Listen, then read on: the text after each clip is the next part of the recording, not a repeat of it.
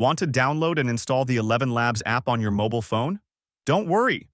In this video, I'll show you how to do it in just a few simple steps. So, let's get started. First, open the Google Play Store. Now, tap on Search icon. Next, tap the Search tab and type ElevenLabs. From the search results, select the official ElevenLabs app.